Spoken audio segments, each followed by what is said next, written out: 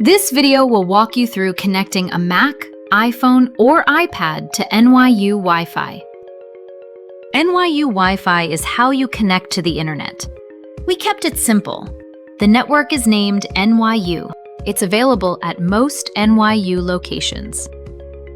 You may see other NYU-affiliated networks, but NYU is the one to use for the best connection.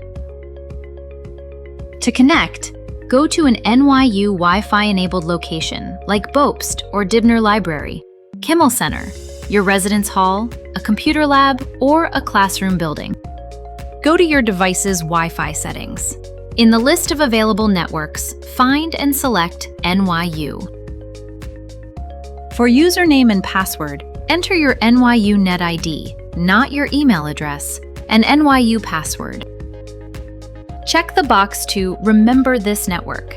That way, you won't have to do this every time you connect.